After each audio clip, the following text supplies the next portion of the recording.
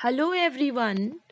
Microbes in human welfare chapter के अंतर्गत आज की वीडियो में हम एक बहुत ही इम्पोर्टेंट टॉपिक के बारे में चर्चा करने वाले हैं, जो है वाहित मल उपचार में सूक्ष्म जीव यानी माइक्रोब्स इन सीवेज ट्रीटमेंट। बच्चों, सबसे पहले ये समझ लीजिए कि सीवेज या वाहित मल होता क्या है। बड़े बड़े शहरों कस्बों में घरों से निकला हुआ मानव मल व नालियों का गंदा पानी मिलकर सीवेज या वाहित मल कहलाता है।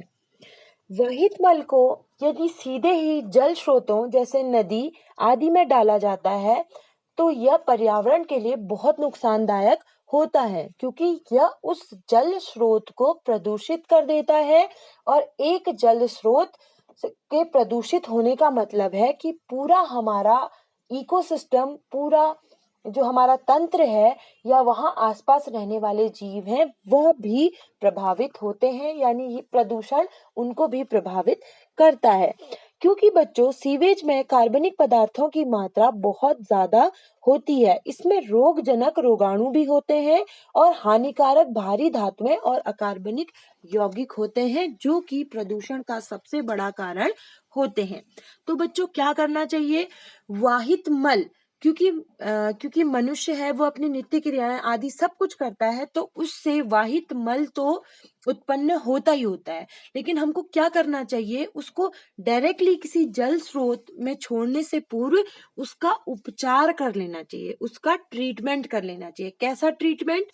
ट्रीटमेंट ये होना चाहिए कि उसमें रोगाणु ना हो, उसमें कार्बनिक पदार्थों की मात्रा अधिक ना हो, यानी विघटित हो, कार्बनिक पदार्थ विघटित कर दिए जाएं और हानिकारक भारी धातुओं और कार्बनिक यौगिकों को हटा लिया जाए। फिर अगर हम उनको जल स्रोतों में छोड़ते भी हैं तो उनका जो प्रदूषण का जो स्तर है वो कम होगा या नहीं होगा। तो बच्चों, इसके लिए सीवेज ट्रीटमेंट प्लांट लगाए जाते हैं, STPs, जहां वाहित मल को पहले इन प्लांट्स में डाला जाता है, जहां उसे प्योर करके फिर वापस आप छोड़ सकते हैं। तो बच्चों, जो सीवेज ट्रीटमेंट प्लांट होते हैं उसमें वाहित मल का जो सीवेज होता है उसका जो ट्रीटमेंट है वो 3 चरणों में पूरा होता है। पहला है प्राइमरी ट्रीटमेंट, जिसमें भौतिक उपचार किया जाता है सीवेज का। दूसरा है सेकेंडरी ट्रीटमेंट, जिसमें जीव विज्ञानी उपचार किया जाता है। और थर्ड है रासायनिक उपचार यानी tertiary treatment. Primary treatment, secondary treatment, tertiary treatment. भौतिक उपचार, जीव विज्ञानी उपचार और रासायनिक उपचार। बच्चों, सबसे पहले प्राथमिक उपचार में वाहित मल को फिल्टरेशन और सेडिमेंटेशन विधि का उपयोग करके साफ करने की कोशिश की जाती है। जैसे सबसे पहले फिल्टरेशन या निस्यंदन भी कहते हैं या छानना भी कहते हैं। छान कर बड़े छोटे ठोस कणों को अलग कर लेते हैं। पानी के ऊपर तैरते कचड़े को फिल्टरेशन द्वारा हटाया जाता है। उसके बाद ग्रीड आदि की सहायता से छोटे छोटे कंकड़ और मिट्टी के कणों को सेडिमेंटेशन द्वारा नीचे बिठाया जाता है, जिससे ठोस अपशिष्ट जो नीचे बैठ जाते हैं उसे प्राइमरी स्लज कहते हैं। यानी जो हमारा गंदा सीवेज पानी था उसमें पहले तो छान लेते हैं, ऊपर का जो कचरा छान के अलग हो जाता है उसको छान लेते हैं। उसके बाद कुछ कचड़े को सेडिमेंटेशन द्वारा नीचे बिठा दिया जाता है। ठीक है, तो जो नीचे बैठ जाते हैं उसको प्राइमरी स्लज कहते हैं, और जो ऊपर तैरता रहता है, तैरने वाला कचरा, उसे बहिर्स्राव या इफ्लुएंट कहते हैं। और प्राइमरी स्लज तो नीचे रह जाता है। फिर ये जो बहिर्स्राव है इसको सेकेंडरी ट्रीटमेंट के लिए फिर दूसरे टैंक में छोड़ दिया जाता है। यानी भौतिक रूप से पृथक किया पहले किसको? फिल्टरेशन और सेडिमेंटेशन के द्वारा। अब दूसरा जो ट्रीटमेंट होगा वो जैव वैज्ञानिक होगा, यानी बायोलॉजिकल ट्रीटमेंट होगा। बायोलॉजिकल ट्रीटमेंट में क्या करते हैं कि बहिर्स्राव को बड़े बड़े एरोबिक टैंकों से गुजारा जाता है, वायवीय टैंकों से गुजारा जाता है, जहां किसी यंत्र की सहायता से इसको बार बार हिलाया जाता है। हिलाया क्यों जाता है? ताकि उसमें वायु मिलती रहे। वायु मिलेगी तो क्या होगा, अगर वायु मिलेगी तो जो वायुवी श्वसन करने वाले जीवाणु हैं वो इन कार्बनिक पदार्थों को तेजी से डिग्रेड करते हैं, यानी तेजी से इनका अपघटन करते हैं।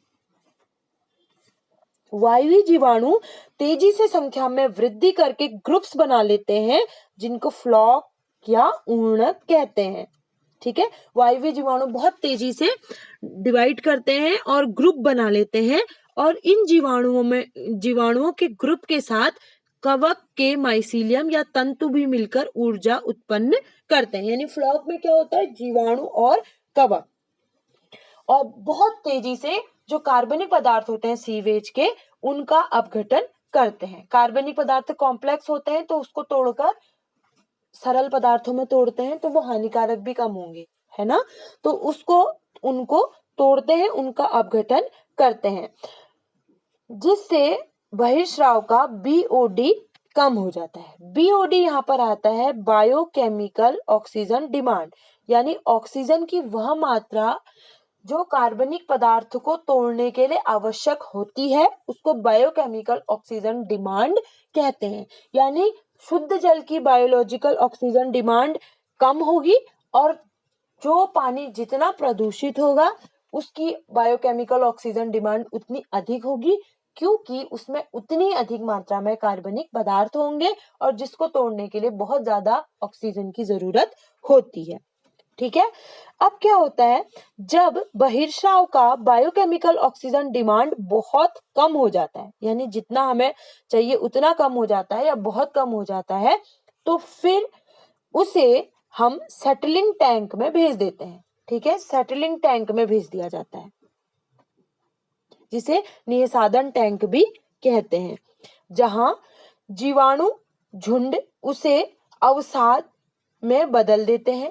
ठीक है, जिसे एक्टिवेटेड स्लज कहते हैं। जीवाणु और कवक का जो झुंड है, फ्लॉक, उसे ऊपर तैरने दिया जाता है।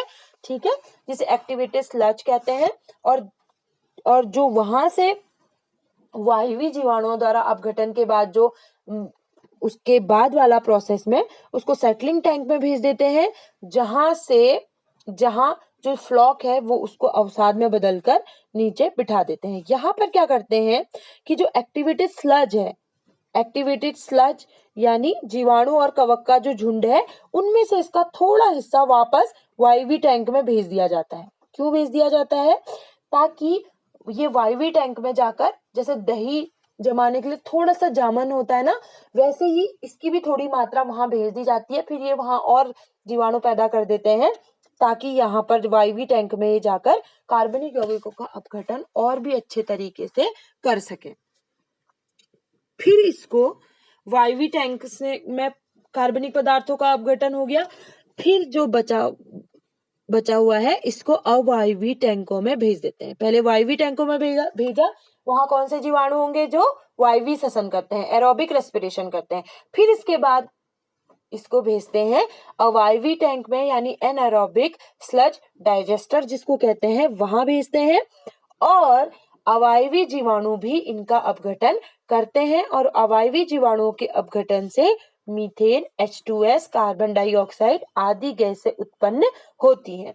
ये मीथेन, ये H2S, CO2 ये जो गैसें उत्पन्न होती है, इनको खाना बनाने के लिए भी इस्तेमाल किया जा सकता है, क्योंकि ये ज्वलनशील गैसें होती है और इनको खाना बनाने के लिए भी वहां से इस्तेमाल किया जा सकता है, या अन्य कामों के लिए भी इसको इस्तेमाल किया जा सकता है। एक तरह की ये गैस उत्पन्न हो जाती है, क्योंकि मीथेन बायोगैस, आपको पता है मीथेन इसका मेन कंपाउंड है, तो इसको आप, ये जो गैस उत्पन्न होती है, इसको भी इस्तेमाल किया जा सकता है। बच्चों, अब बारी आती है, द्वितीयक उपचार भी हो गया, अब तृतीयक उपचार की बारी आती है। तृतीयक उपचार में दूषित जल की गुणवत्ता में सुधार किया जाता है। तृतीयक उपचार के माध्यम से सूक्ष्म निलंबित कणों, सूक्ष्म जीवों, घुलित कार्बनिक अकार्बनिक पदार्थों के अवशेषों को पृथक किया जाता है। ठीक है, इसके अंतर्गत कोगुलेशन होता है, कोगुलेट करना, जैसे फिटकरी, फेरिक क्लोराइड आदि के द्वारा ये गंदगी के साथ एक यौगिक बना के नीचे बैठ जाते हैं और शुद्ध पानी जो है वो हमको ऊपर मिल जाता है। विसंक्रमण के द्वारा जैसे डिसइंफेक्टेंट जैसे क्लोरीन और ओजोन द्वारा, आयन एक्सचेंज रेजिन जैसे ये पानी की कठोरता दूर करने के लिए किए जाते हैं, इससे भारी तत्वों का पृथक्करण किया जाता है। तो बच्चों कुल मिला के वेस्ट वाटर ट्रीटमेंट प्लांट में प्राथमिक उपचार, द्वितीयक उपचार और तृतीयक उपचार किया जाता है। ठीक है, प्राथमिक उपचार के अंतर्गत फिल्ट्रेशन, फ्लोटेशन और सेडिमेंटेशन आते हैं। द्वितीयक उपचार के अंतर्गत ऑक्सी उपचार और अनॉक्सी उपचार आता है। ऑक्सी उपचार में ऑक्सीडेशन पॉन्ड, एयरेटेड लैगून और ट्रिकलिंग फिल्टर और एक्टिवेटेड स्लज टेक्नोलॉजी का यूज किया जाता है। और अनॉक्सी उपचार में यानी एनारोबिक ट्रीटमेंट में स्लज डाइजेस्टर और सेप्टिक टैंक्स का यूज किया जाता है। तृतीयक उपचार में बच्चों कोगुलेशन, आयन एक्सचेंज और विसंक्रमण मुख्य विधियां अपनाई जाती हैं। तो इस तरीके से जब इन प्रोसेस से कोई सीवेज गुजरता है तो इसके बाद ये जो होता है सीवेज, इसमें हानिकारक पदार्थों की मात्रा बहुत कम हो जाती है और कहीं कहीं केस में ये पानी फिर दोबारा यूज करने लायक भी हो सकता है, या फिर उसे जल स्रोतों या ओपन जल स्रोतों में अगर छोड़ भी दिया जाए तो भी ये नुकसानदायक नहीं होता है। बच्चों हमारी जो मुख्य नदियां हैं गंगा, यमुना और या अन्य भी कोई लोकल रिवर है या जल स्रोत है, उन पे बहुत प्रेशर रहता है बच्चों, क्योंकि अमूमन मनुष्य क्या करते हैं, अपना पूरा गंदगी सब नदियों में छोड़ देते हैं, लेकिन ऐसा करना नहीं चाहिए। ऐसे हमारे जल स्रोत बहुत प्रदूषित हो जाएंगे और हमारे पर्यावरण को बहुत हानि पहुंचेगी। तो पहले सीवेज को पूरी तरीके से ट्रीट कर लेना चाहिए, उसको पोल्यूशन फ्री करना चाहिए ताकि हमारा पर्यावरण हमेशा साफ सुथरा रहे। बच्चों ये देखिए, एक ये सीवेज ट्रीटमेंट प्लांट, ये तकरीबन देखिए कितना बड़ा है। ठीक है, ये सीवेज ट्रीटमेंट प्लांट का आकाशीय चित्र लिया हुआ है ड्रोन से। ये देख लीजिए, ये टैंक्स आप दिख रहे हैं, देख पा रहे होंगे, इनमें ये पूरा सीवेज ट्रीटमेंट का प्रोसेस कंप्लीट होता है। ये देख लीजिए, ये वाईवी टैंक है, एरोबिक टैंक है सीवेज ट्रीटमेंट प्लांट का। और एक इसमें इस तरीके से आपको यहाँ पे इसको समझाया गया है, जैसे हाउस होल्ड से जो जितना भी सारा सीवेज निकला है उसको अच्छे से ट्रीट करके इस पूरी प्रोसेस के द्वारा देन फिर इसको लेक में छोड़ा जा सकता है। तो बच्चों देखा आपने कि ये जो सीवेज ट्रीटमेंट का जो प्रोसेस है, इसको करने के लिए सूक्ष्म जीवों का कितना बड़ा रोल है।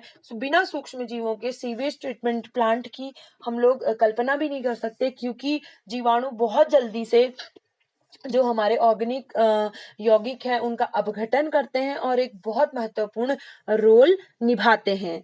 ठीक है बच्चों, तो अमूमन प्राकृतिक रूप से भी जीवाणु या कवक या सूक्ष्म जीव ही अपघटन करते हैं और डेड बॉडीज और या जितने भी जीवों के बचे कुचे मृत अवशेष हैं उनको तोड़ तोड़ कर ये वापस जो साइकिल है उसको कंप्लीट करने में बहुत योगदान निभाते हैं। इसको आप डिटेल में जो आपका इकोसिस्टम वाला यूनिट है, इकोलॉजी वाला जो पोर्शन है, आप उसमें कवर करेंगे। फिलहाल यहाँ पर ये जान लीजिए कि माइक्रोब्स सीवेज ट्रीटमेंट प्लांट में यानी सीवेज ट्रीटमेंट में कितना महत्वपूर्ण रोल निभाते हैं।